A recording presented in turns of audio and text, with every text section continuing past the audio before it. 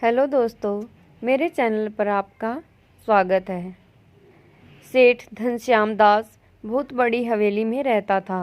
उसके 3 लड़के थे। पैसा, नौकर चाकर, घोड़ा गाड़ी तो थे ही, मगर उसे अपने खजाने में सबसे अधिक प्यार अपने 17 हाथियों से था। हाथियों की देख रेख में कोई कसर न रह जाए, इस बात का उसे बहुत ख्याल था।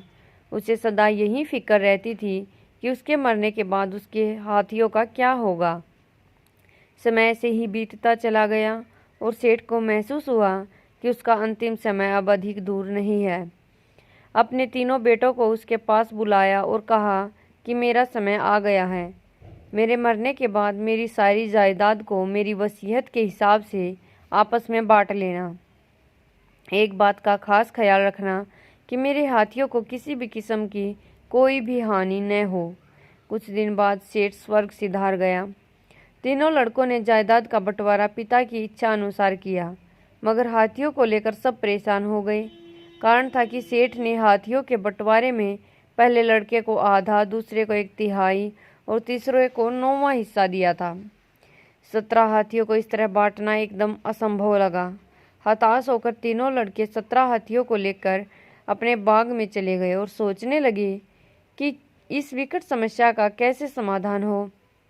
तभी तीनों ने देखा कि एक साधु अपने हाथी पर सवार उसी की ओर आ रहा है। साधु के पास आने पर लड़कों ने प्रणाम किया और अपनी सारी कहानी सुनाई। साधु ने कहा कि अरे, इसमें परेशान होने की क्या बात है, लो मैं तुम्हें अपना हाथी दे देता हूँ। सुनकर तीनों लड़के बहुत खुश हुए। अब सामने 18 हाथी खड़े थे।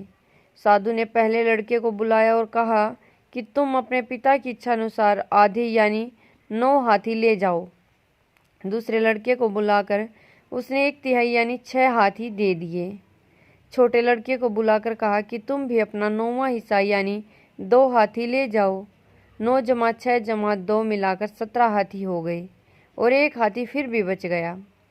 लड़कों की समझ में यह गणित बिल्कुल नहीं आया और तीनों साधु महाराज की ओर देखते ही रह गए।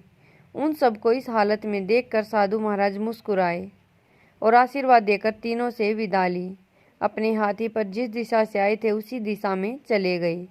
इधर ये तीनों सोच रहे थे कि साधु महाराज ने अपना हाथी देकर कितनी सरलता और भोलेपन से एक जटिल समस्या को सुलझा दिया। धन्यवाद दोस्तों। मेरी कहानी कैसी लगी कमेंट में ज़रूर बताना और अच्छी लगी तो लाइक शेयर सब्सक्राइब भी करना।